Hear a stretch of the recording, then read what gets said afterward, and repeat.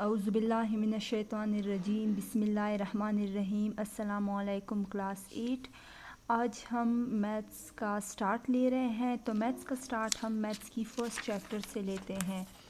इसका first chapter जो है वो है पेज नंबर 1 पे, जो कि है operations on sets. Operations on set unit number 1 है। तो आज हम यूनिट नंबर 1 का स्टार्ट ले रहे हैं। तो यूनिट नंबर 1 जो है ऑपरेशन ऑन सेट्स, इसमें सबसे पहले कुछ इम्पोर्टेंट सेट्स को हम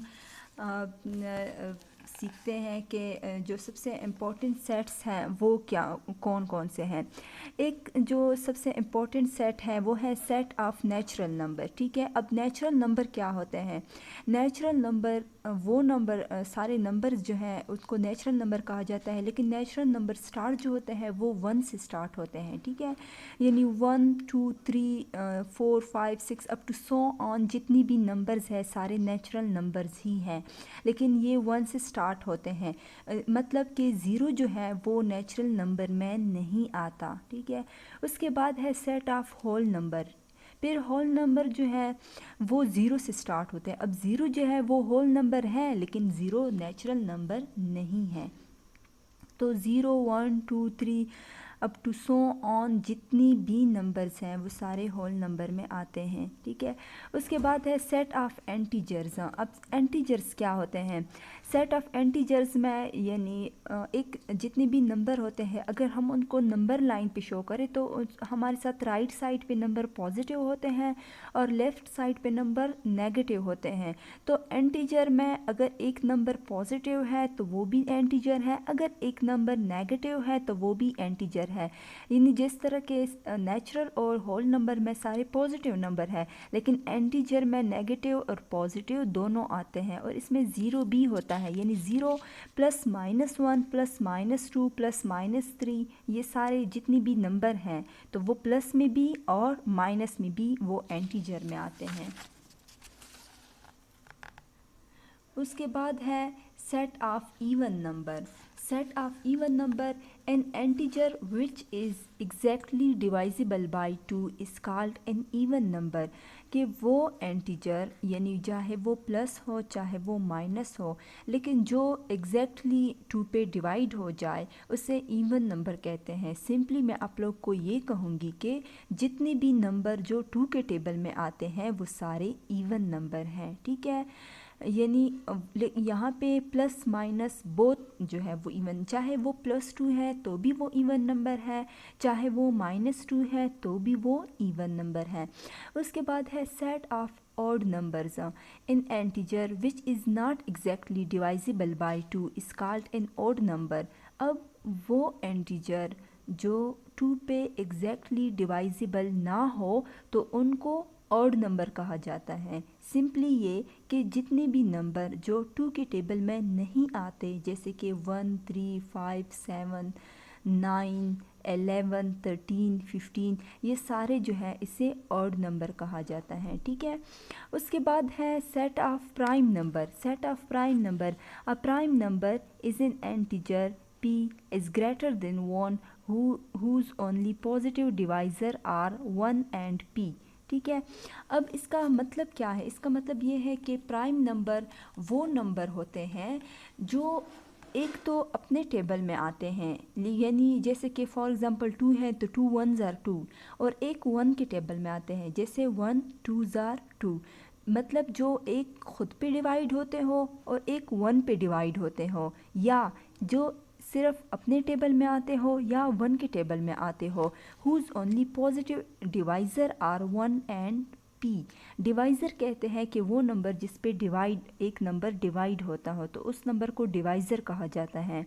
जैसे वो नंबर जिनका डिवाइज़र जो हो या 1 हो या कोई वो अपना प्राइम नंबर हो, जैसे कि फिर 3 है, अब 3 1s are 3 1 3s are 3, 5 है 5 1s are 5 1 5s are 5, 7 है 7 1s are 7 1 7s are 7, 11 है 11 1 ज़ार 11 1 11 ज़ार 11 जो 1 के टेबल में आते हो और या 1 या अपने टेबल में आते हो उसे प्राइम नंबर कहा जाता है। इन दो के अलावा वो किसी भी दूसरे नंबर पे डिवाइड नहीं होते, यानी किसी भी और टेबल में नहीं आते। उसके बाद है सेट ऑफ रैशनल नंबर। अब रैशनल नंबर क्या है? रैशनल नंबर जो होते हैं वो हमेशा फ्रैक्शन में होते हैं, ठीक है, फ्रैक्शन में होते हैं और वो उनका फॉर्म जो होता है वो p/q होता है। ये मतलब न्यूमरेटर जो होता है वो p और डिनोमिनेटर को हम q कहते हैं। उसमें p और q is a member of z, p and q is a member of z। इसका मतलब है कि p q is a member of natural number, यानी p और q जो होते हैं वो कोई भी नेचुरल नंबर हो वो यहाँ पे आ सकता है, यानी ये 1/2 हो, 3/4 हो, 5/6 हो, 7/8 हो, 9/10 हो, या 10/1 हो, या 3/4 हो, या 6/7, मतलब कुछ भी हो वो पॉसिबल है। But q is not equal to zero, इसका डिनोमिनेटर कभी भी ज़ीरो नहीं हो सकता। यानी अगर यहाँ पे 5 आ जाए, यहाँ पे 0 आ जाए, या यहाँ पे 1 आ जाए, यहाँ पे 0 आ जाए, या यहाँ पे 7 आ जाए, यहाँ पे 0 आ जाए, तो इसका मतलब है जब डिनोमिनेटर में 0 आता है तो वो ख़त्म हो जाता है, तो वो सिर्फ एक नेचुरल नंबर ही रह जाता है, जिसे रैशनल नंबर नहीं कहते। रैशनल नंबर हमेशा क्या होते हैं? वो हमेशा फ्रैक्शन की फॉर्म में होते हैं जिसका डिनोमिनेटर कभी ज़ीरो नहीं हो सकता। फिर rational number when written in decimal form are either terminating decimal or non terminating decimal। वो जो होते हैं, अब क्या होते हैं कि ये टर्मिनेटिंग डिसिमल वो होते हैं जैसे कि हम जब किसी दो नंबर को डिवाइड करते हैं तो अगर वो उसमें जैसे कि 1 और 2 को 1 को हम 2 पे डिवाइड करते तो 0.5 से वो डिवीज़न जो होता है वो ख़त्म हो जाता है। अब यहाँ पे पॉइंट भी आया है और डिवीज़न भी ख़त्म हो गई, तो उसे टर्मिनेटिंग कहा जाता है। और कुछ नंबर ऐसे होते हैं जो जिनको हम जितनी भी ज़ीरो डालते जाए, यानी डेसिमल हमने लगाया हो तो हम जितनी भी नंबर डालते जाते हैं लेकिन वो ख़त्म नहीं होता, तो उसे नॉन टर्मिनेटिंग कहा जाता है।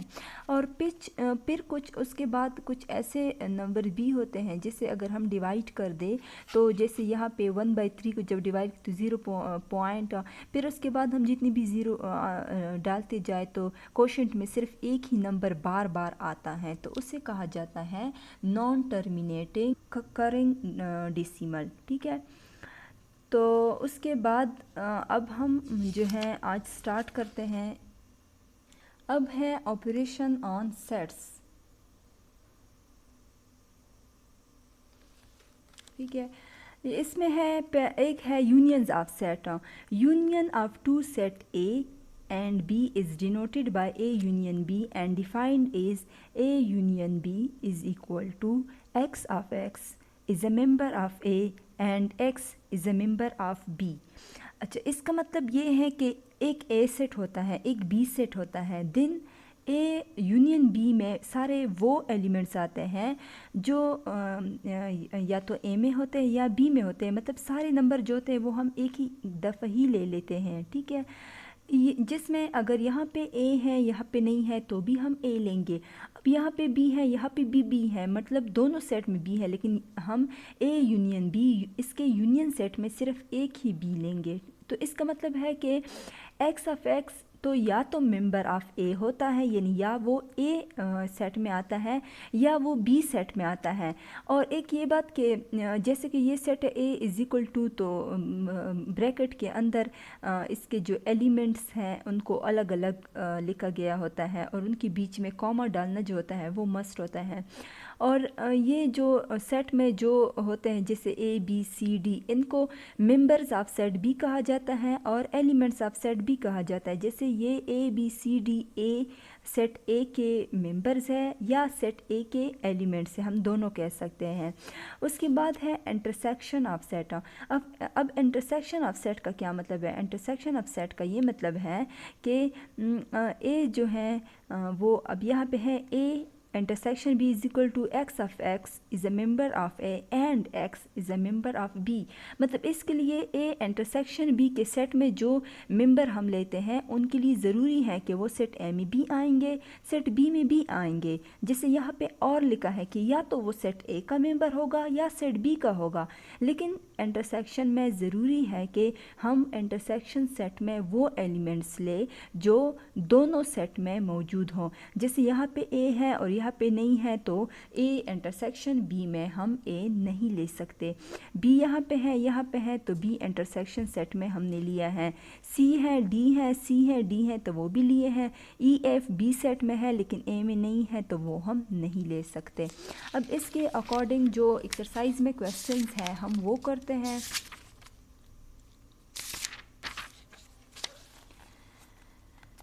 क्वेश्चन नंबर 3 है F A is equal to 1 3 5 7 9, B is equal to 0 4 8 12 16 20 and C is equal to 0 1 2 4। Verify the following। First है A union B is equal to B union A। तो अब हम यहाँ से स्टार्ट करते हैं।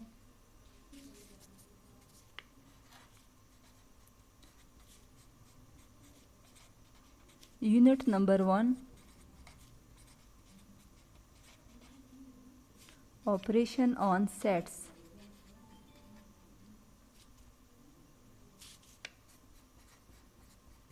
Topic question number 1। टॉपिक से पहले लिख ले एक्सरसाइज।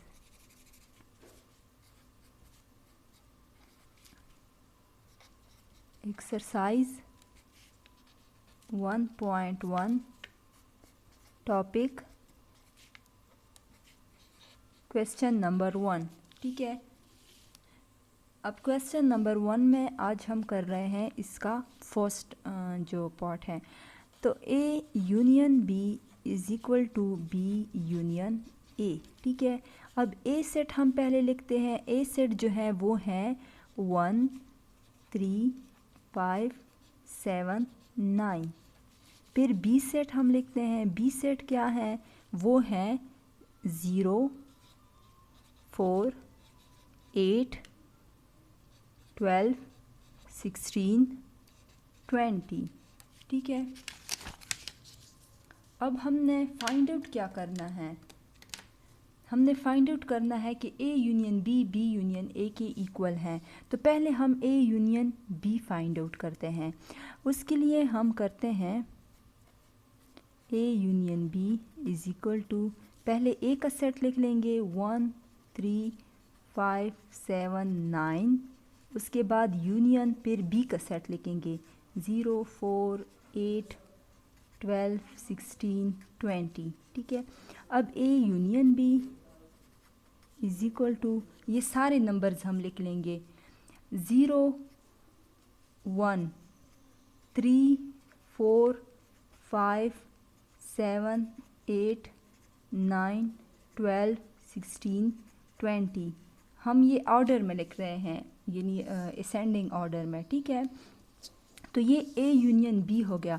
अब हम आते हैं B यूनियन A पे। B यूनियन A, तो B यूनियन A में हम पहले B का सेट लिखेंगे 0 4 8 12 16 20 यूनियन, और फिर A का सेट 1 3 5 7 9। ठीक है, अब B यूनियन A, यहाँ से 0 फिर 1 3 4 5 7 8 9 12 16 20। ठीक है, अब देखिए A यूनियन B और B यूनियन A दोनों सेट हमारे पास एक जैसे आए हैं। तो इसका मतलब है कि हमें जो ये A union B is equal to B union A की कंडीशन दी गई थी वो यहाँ से सेटिस्फाई हो गई। ठीक है, तो इसका मतलब है कि so A union B is equal to B union A।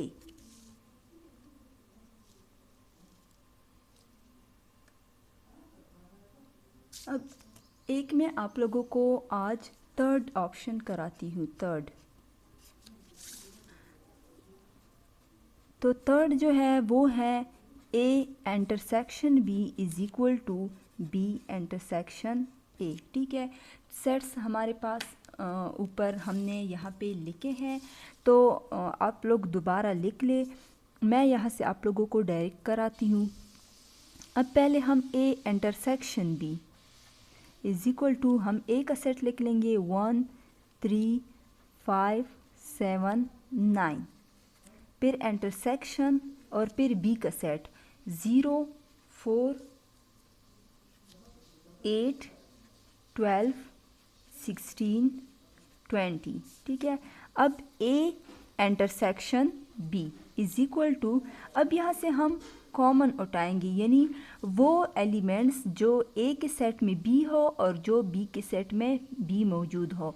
अब यहाँ से 1 है, 1 बी के सेट में नहीं है, 3 है, 3 बी नहीं है, 5 है, 5 भी नहीं है, 7 भी नहीं है, 9 भी नहीं है, तो यहाँ से ये हमारे पास एम्प्टी सेट आ जाएगा। ठीक है, फिर उसके बाद है बी यूनियन ए, उसमें बी का सेट मैं पहले लिख लूँगी 0 4 8 12 16 20, फिर ए का सेट 1 3 5 7 9। अब B union A, sorry B intersection A is equal to, ये भी एम्प्टी सेट है क्योंकि इनमें से कोई भी नंबर ऐसा नहीं है जो कि दोनों सेट्स में मौजूद हो, तो ये भी हमारे साथ। तो हमारे पास अब ये कंडीशन जो दी गई थी, A intersection B is equal to B intersection A, तो ये हमारे पास सेटिस्फाई हो गई। ठीक है, तो आज के लिए आप लोगों का इतने क्वेश्चंस काफ़ी थे। नेक्स्ट क्वेश्चन, नेक्स्ट काम हम नेक्स्ट क्लास में करेंगे। तो अल्लाह हाफिज़।